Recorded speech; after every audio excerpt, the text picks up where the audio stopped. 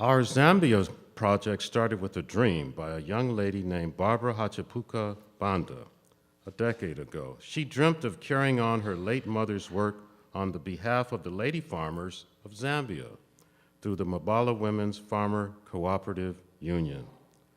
Let us review Shumei's involvement with the Zambia project over the last decade.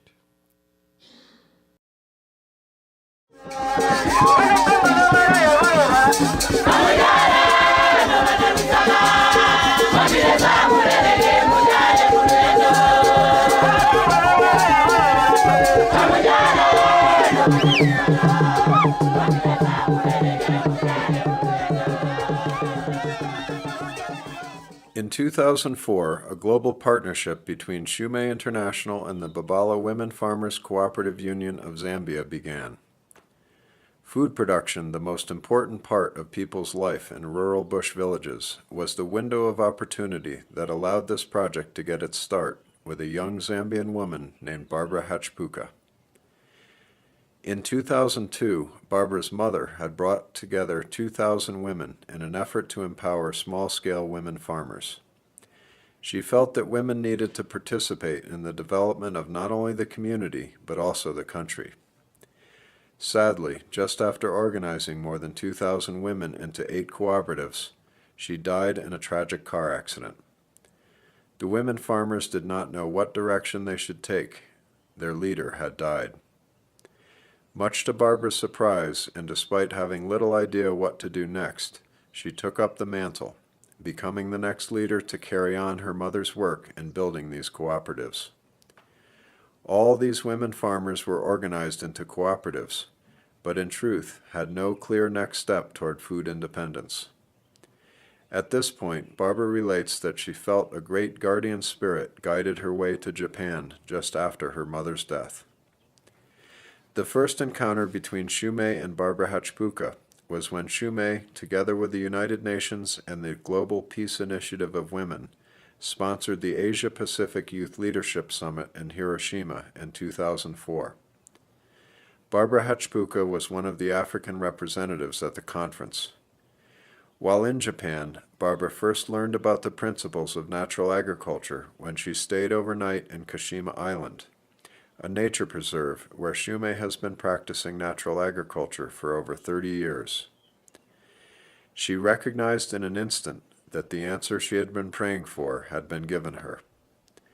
In an impromptu encounter, she asked Alan Imai if he would come to Zambia and help the women farmers learn about natural agriculture.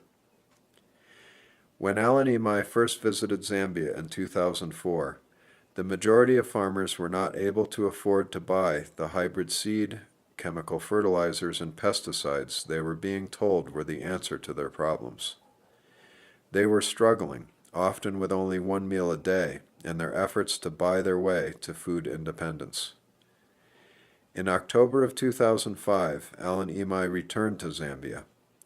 On this trip, with the great energy, dedication, and passion born of the Shumei Way, Alan traveled to each of the 8 cooperatives, bringing with him local variety seeds that had been collected. Most importantly, Alan taught each cooperative the natural agriculture principles of seed collection and preservation for the increasing strength of future years' crops. More than 1,300 farmers were able to attend these sessions, learn the principles of natural agriculture, and sow the seeds of the future. 10 years later, those farmers practicing natural agriculture have learned how to save local variety maize seed and grow them without any fertilizers or pesticides. To date, the small pilot project that began in 2005 with 1,300 small-scale women farmers is now an established and registered NGO called Natural Agriculture Development Program Zambia, or NADPZ for short. Today, NADPZ works with more than 6,000 small-scale rural women farmers in 3 areas in the southern province of Zambia. In November of 2015, farmers will plant the 10th generation of those first native variety seeds. This has by no means been easy or predictable. There have been difficult times. Over the past 10 years, there has been drought, heavy rain, and countless other obstacles. However, especially in those difficult times, natural agriculture maize has shown strength and resiliency. Today, these women farmers' families are eating 3 meals a day, have surplus crops to sell at market, and are saving seeds for the future.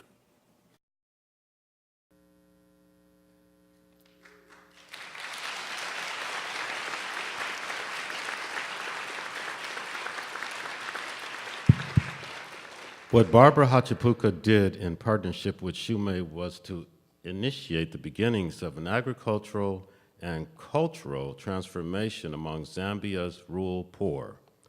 Barbara is an inspiration to all of us. She embodies the best of Shumei's ideas. And now it is with my great honor to introduce Ms. Barbara Hachipuka Banda. Welcome, Barbara.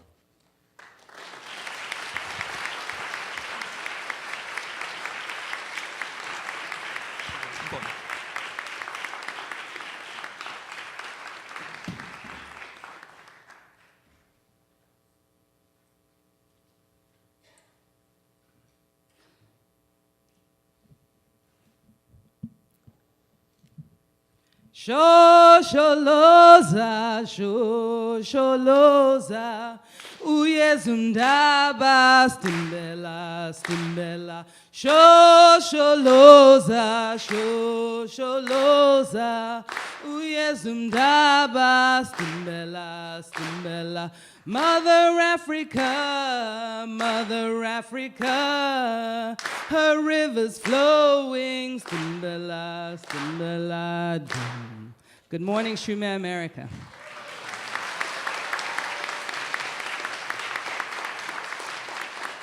Good morning, Tamal Sensei. It's an honor to see you here, and I'm very honored that Tamal Sensei has actually been to Zambia before, so it's great to see you again. Thank you very much. Good morning, everybody. What an honor it is to be here at Shumei America Pasadena anniversary. I must tell you, this is not my first time in the US, but it is my first time in Los Angeles, and to actually meet Shumei American members. So I am very, very honored, and I would like to thank Eugenia Mai Sensei for inviting me to actually speak here today. So I'm very honored, thank you very much. As most of you already know, my name is Barbara Hachipuka Banda. I think you know that because Alan Imai Sensei has been moving around taking a lot of pictures and videos. So when you meet people and they say to you, you say, "Hi, my name is Barbara." They say, "We already know you." I'm like, that makes me nervous. So my name is Barbara Hachipuka Banda, and I'm from Zambia, which is in the southern part of southern Africa. When Shumei took the risk through Alan Imai Sensei to come to Zambia, that was the beginning of the natural agriculture revolution in Africa. So I'm going to tell you a bit about that. When Jamil actually introduced me as the president of the Natural Agriculture Development Program Zambia, I thought to myself, wouldn't it be nice one day that he's going to introduce me as the president of Zambia, and I'll be speaking.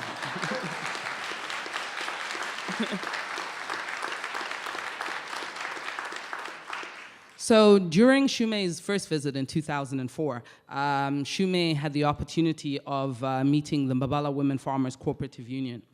This was an organized group, as you've seen from the video, of 2,000 small-scale rural women farmers that were sensitized, organized, and registered into cooperative groups by my late mother, Jessie Brenda Hachipuka. The purpose of mobilizing and organizing these women was to empower and improve their household status and income, and to improve their situations and have them feed their children and their families. You see, my mother had grown up and been raised in rural Zambia, and she was a woman who knew what it meant to be a Zambian rural woman, and to be the everyday struggle and being part of the everyday labor force of rural Zambia. She knew what it meant to come from such humble beginnings, but to end her journey having educated 4 children abroad, as well as being a supportive housewife and powerful force behind a political husband. Knowing this, she knew the important role that women needed to play in the development processes of their homes, community, and country. After all, to educate a woman is to educate the community. That's what we say in Africa. I don't know whether it's the same here in America. I was 20 years old when my mother died, a young woman, but a child all the same. So when the women of the cooperative came to ask my siblings and I to continue her great work, we gracefully declined because we felt we were doing more important things.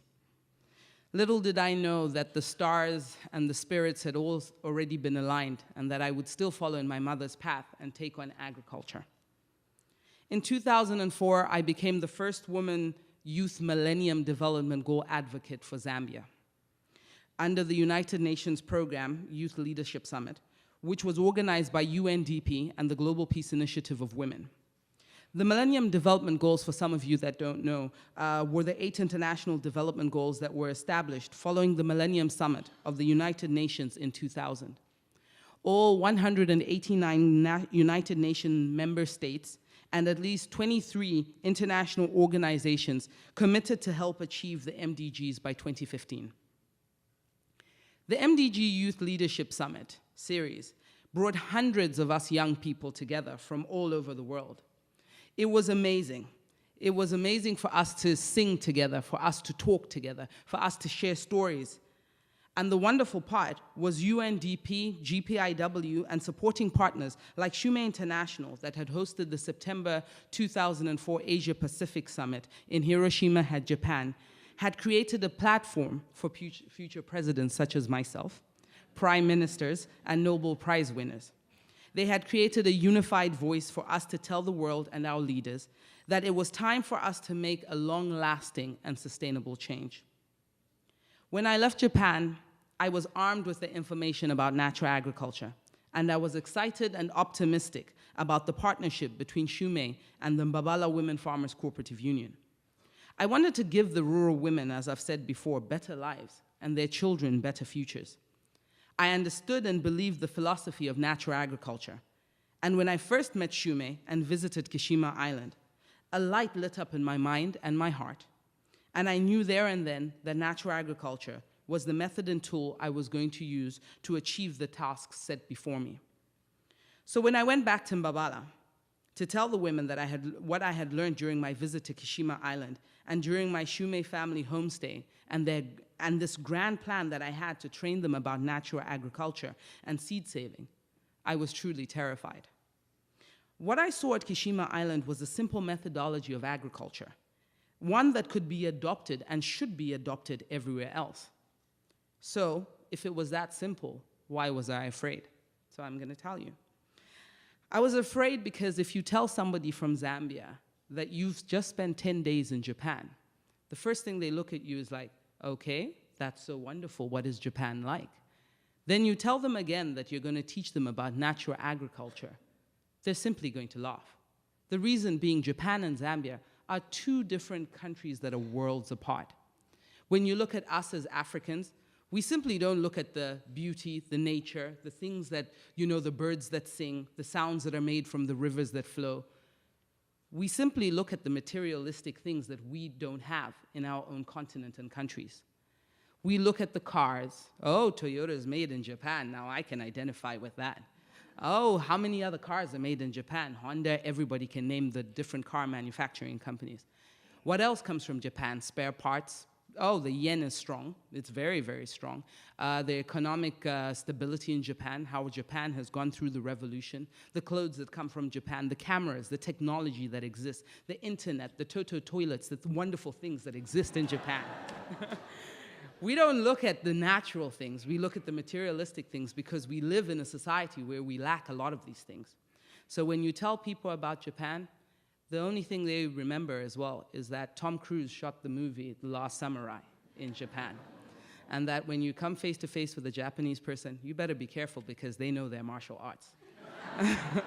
So when I came back and I told them I'd been to Japan, they received me with open arms and wide smiles. And the first thing they said is, Shumei, when is Shumei bringing more tractors, more cars, fertilizer, and hybrid seeds? They couldn't think beyond that. So it was time for me to package the message. So at the end of the day, I went in there to package the message, and for the first time, I had to start catering to this mentality, to this African, to the things that are going on.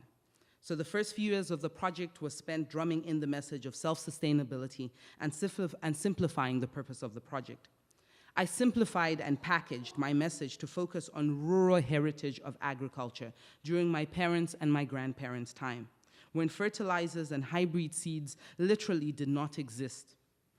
I focused on the unaffordability of fertilizers and pesticides and how it was important for the rural community to be self-reliant and not trapped under the boots of private sector companies looking to make quick money off people's desperation. Simply put, this was a call to return to the source, to return to a simpler and more honest lifestyle, such as we had in the distant past at the time of our ancestors. It was also a call to return to nature, the source of all life. I focused on reminding farmers about a very present danger, such as the continuous and unsustainable challenging climate that was no longer reliable due to the ecological damage already caused by humanity. Our message was, and still is, that natural agriculture is the only way to survive and see the future. Our message centered on indigenous seed as a key component to crops adapting to climate change by creating stronger and more resilient root systems. It emphasized natural, healthier, and tastier foods. We repackaged the spiritual philosophy of natural agriculture to represent the hard work, determination, planning, and management skills a farmer needs in order to guarantee yields. Last but not least, we concentrated on the importance of community participation and going back to past teachings, such as a problem halved is a problem shared. So, as we've already said, a number of you have had the opportunity to see pictures of Zambia and the progress that has taken place over the last 10 years. When I stand at the project site, I have the sense of pride and accomplishment. Yes, I'm still always reminded of the many more years of hard work that still need to go into the project, and my sense of pride is short-lived, and I'm snapped back to work and reality. So when people ask me about the challenges that I have faced, I always like to laugh, because it's a very big question and a complicated one at that. So I'll tell you a few of my challenges. The first challenge was just being a young woman in Africa. I would call cooperative meetings on regular occasions, and a lot of the women wouldn't turn up because their husbands felt that going to listen to natural agriculture teachings was not important. What was important was trying to get more fertilizers and hybrid seeds. So the husbands would tell their wives, don't go to that meeting. First of all, it's 80 kilometers walk. Secondly, you need to cook for the family. Thirdly, you need to wash. It's a waste of time. So being a young woman trying to break through the cultural barriers, that was one of my largest complications. A second challenge was there was little old me. I was little, if you notice from the video. I've just kind of gained over time with having children. But there was little old me standing in community fields with a lot of women screaming at the top of my lungs, natural agriculture is the way, seed saving is the way, while government, private sector, and a number of other people were saying fertilizers is the way, fertilizer and hybrid seeds is the way to go. A number of times I lost my voice because unfortunately we didn't have wonderful sound systems in the rural area and we're in open fields. So you can imagine I had to scream as loud as I could possibly scream for them to hear my voice. It got to a stage that I lost my voice so much that I would call a care center on my cell phone and say, sorry, I've got a problem with my phone. And the first thing the person on the other side would say is, hello, sir, can I help you? I'm like, wow, I'm starting to sound like a man from losing my voice. So, you know, I got over that and I'd be like, I'm actually a woman, but let's continue the conversation. So those were some of the challenges. The other things that would scare the living daylights out of most people that come to visit rural areas was the lack of infrastructure. A 600-mile drive would turn into, or 300-mile drive, would actually turn into a 6 to 9 hour drive because there were no roads. Government hadn't put any roads in these areas. It was just dust roads, a lot of dust, lots of potholes. What should be a 30-minute drive would literally take you 3 hours to do. Apart from that, we would meet under trees just to have our meetings. So that was a worry, the lack of continuity, because when you meet under a tree and people go home, people can't come back and refer to that spot for extra information. The worst part about it for me was having to go to the toilet in the bush and wonder what snakes I would meet along the way. So that was one of the major challenges. Apart from that, I had a lot of opportunity to work with the rural community. I've had a lot of opportunity to get to know them. Apart from the cultural differences, the gender inequalities that exist there, it's amazing how you have the opportunity to talk to these people, and when they begin to fight and row because they come from different villages, I would have to be the sounding voice, the sounding board and the voice of reason of all these people. And I would find myself in a lot of occasions mediating and having to bring in chiefs and headmen to mediate arguments and different things. The other situation I found, which is one of our major situation, is that we've had, in the last 11 years, 4 presidents. We're about to go into our 5th president, and this is our 11th year. Now, if anybody knows African politics, when a new president comes in, it ushers in a whole new cabinet, a whole new officers that would come in, even community officers. A small position as a community officer would be a new person. So when you're supposed to have continuity over a 5-year period, you have it in 2 years. So one minute we would have a minister or a deputy minister come visit our project site, be very proud of what we've done, say to us, government is going to begin to support you because what you're doing here with Shumei International is absolutely amazing. You people should be on the newspapers, on the televisions, ushering in more people in different provinces. This shouldn't just be stuck in Southern Province. So we need to talk to Shumei about creating more training facilities in other places, creating more books, training farmers in other areas. 1 year down the line, 6 months down the line, the minister is no longer in his position because there's a new president. So it's hard. Then I would have to go back to square one, visiting offices, trying to explain who I am, trying to invite people. And when a new person comes into power in African politics, he doesn't have time to actually see you. He's just gotten in there. He's got a lot of other things he needs to do before he starts to recognize small projects. Apart from that, we've had our odd differences in the project sites where you tell these farmers it's time to build some infrastructure. They'll say to you, yes, we know how to build the infrastructure. Give us the window frames, give us the window pans. And because of your help and Shumei International Japan as well, we've had the opportunity to provide them with the much needed infrastructure support. In the process of building some of these structures, you find the farmers will put glass pans that don't actually fit the window frame itself. So all the windows have natural ventilation. And you say to them, isn't this window supposed to fully fit the frame? And they'll be like, no, we thought it would be good to let the air in. And you're like, wow, there goes the security of the project. But these are all challenges. I can go on and on telling you the challenges. But the pride point, the utter pride point of everything is the fact that in all these challenges and all the distance the farmers have to walk, in all the time that they spend listening to me or listening to Shumei teach them about natural agriculture, they haven't given up. We've grown this project from one community to the next. We've had the opportunity to work with some chiefs who have stayed in their positions and have been great supporters of our program. And the wonderful part about being part and parcel of the community is that the community continues to embrace this project and it continues to grow. We've had a lot of requests from a lot of areas in Zambia, some that are eight hours drive away, 900 kilometers away, wanting to start the project as well. So the good times outweigh the challenges, and I continue to thrive on that, and I continue to build this project. I want to go back to the actual theme of the anniversary.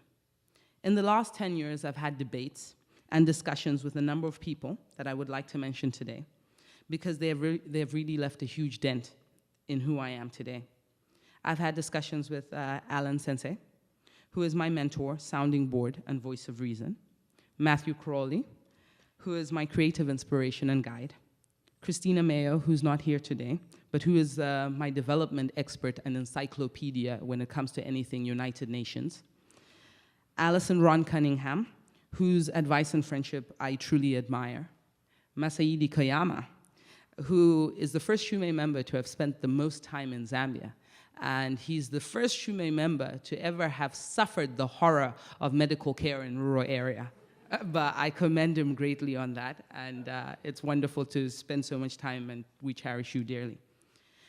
We've had conversations about Africa and its beauty, the fresh air, the vast land, and the wide open spaces, the beautiful sunrises and the sunsets, and the ability to still be able to stargaze at night without having to use a telescope, the beautiful traditional colors of the women wear, the wide teeth-filled smile, the vibrant sound of singing, drumming, and dancing, the tasty natural vegetables, the roadrunner chickens that are so hard and rubbery that they can pull your teeth out if not cooked well.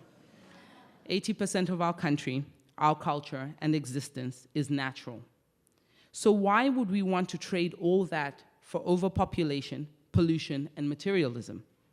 When at this point in this day and age, people that live in America, Japan, Europe, and many more are craving for what Zambia and the rest of Africa has at its fingertips. You want to return to the source. We're rushing to get out away from the source. But I'll tell you why. In 1991, the liberalization of the economy and the privatization of the Zambian mines and manufacturing industry not only brought easy access to all goods and services and exposed us as Zambians to the vast world out there, but it brought with it pieces and snippets of what the number of Africans consider is a good life. It brought with it shopping malls, cable television, Japan Direct, used cars, and access to the outside world beyond Zambia's borders, and increased our import industry. In 2010, when the newly refurbished Banda Hill shopping mall, which is a 2-story mall, very small, not large square meterage, opened its doors, it had built-in escalators. You would not believe the number of people, the hundreds of thousands of people that traveled from all parts of Zambia to come and be at the opening of this mall. So we thought, wow, Zambians want to shop, they want to buy things. The amazing thing was there was nobody in the shops. Everyone was standing, lining up at the escalator, amazed by this moving stairwell. It's the second escalator that had been put in Zambia, and the first one was put at the airport, so you have to check in order to ride the escalator, so you have to be flying out of the country. So this one was open and accessible to all. It was amazing to see how many young children, grandparents, big people were standing in this line for hours just to take a ride up the escalator and down the escalator. And the most amazing thing was when they got to the escalator and they saw the stairs moving, some were screaming. It was like, wow, I can't get on that thing. I don't know how to get on it. So at the end of the day, it's the exposure. The 1991 liberalization exposed this to a whole world out there. And as time has gone by, our doors have opened up to a lot more exposure. So when you look at an African, he's not looking at going backwards or staying in his position. He's looking at moving forward. I wanted to explain this to you because it's important for you to understand the mentality. So now, when you look at the American dream and the fabulous celebrity lifestyles that we have seen on television, it is because our continent has not reached our peak point of development. We have not gone through our industrial revolution, and nor have we seen the effects and impacts of civil war. And because of this, we are left yearning for more and more, just like you. We are unfortunately, as countries and individuals, have achieved and seen the good side and bad side of development, but we do not register it. You register it. Because you have registered it, you have seen the increased population resulting in global warming, the manufacturing industry turning people into slaves. Agriculture has turned into a man-made industry instead of nature, and children are becoming obese, TV-driven robots.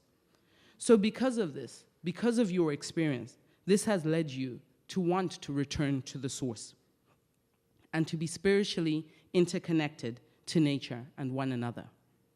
So as a person sitting on both sides of the fence, having had the opportunity to experience both worlds, I desire development for my country and for Africa, but not at the cost of not having a future for this world. So while we are on our path of development, I'm a strong believer in learning from other people's mistakes and creating a new strategy.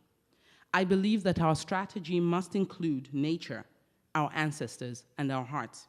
I believe that the more we connect with these three things, with these three sources, the more we create a beautiful, healthy, and sustainable world for our children, grandchildren, and the rest of the world, we shall find ourselves in a better place.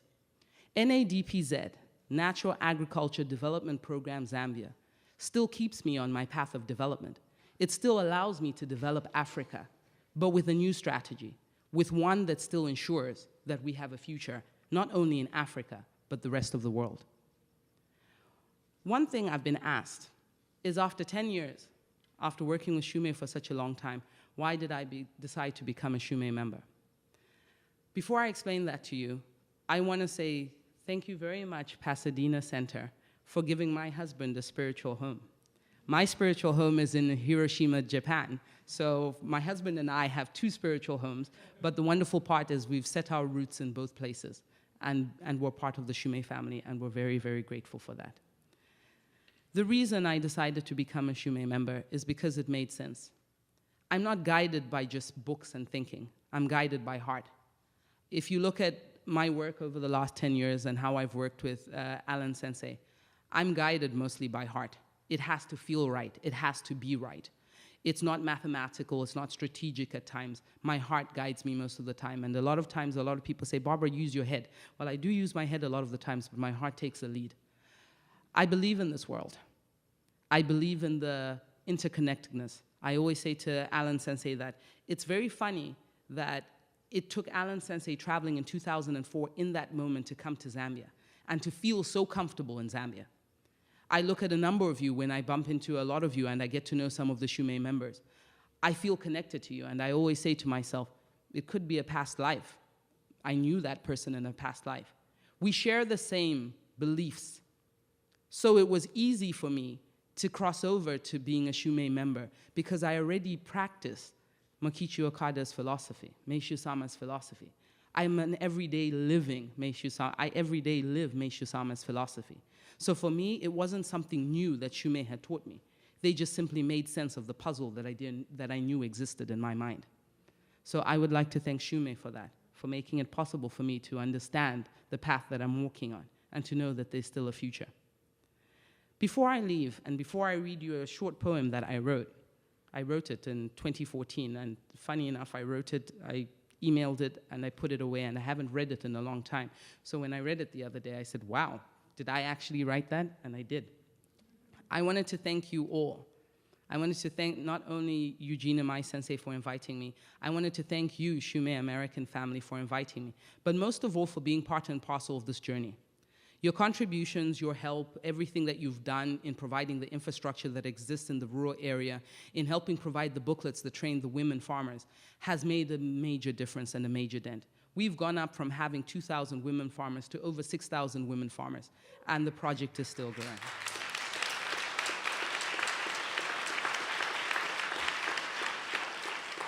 When you see in the video the women, that was the 10th Natural Agriculture Show. And it's wonderful to see all their seeds and their displays and things that they've done. They now have centers they can call home where they can go back and refer to things where if they wanted information about natural agriculture, they're not going to sit under a tree. They're going to sit in a center where they can continue to learn and thrive and raise and continue to grow the natural agriculture program. But the most important thing is we've had a lot of visitors from Japan, but I would like to extend the invitation to you as Shumei members from America to come and visit, because it's wonderful that you hear it from Alan Sensei and you see the pictures, and it's wonderful that you see me making a speech. And somehow I hope you feel my passion and my excitement and my nervousness at the same time. But it's wonderful you see all this, but you will truly get a grounded feeling and the passion that truly exists when you're actually among the women, hearing them sing, dance, and be joyful and be grateful for the assistance you've given. So thank you very much, Shumei America, for your assistance.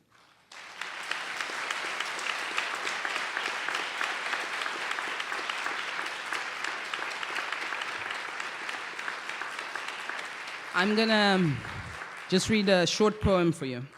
So as I said, I wrote it. It was actually for the Shumei Seed Book. It's called Semanula.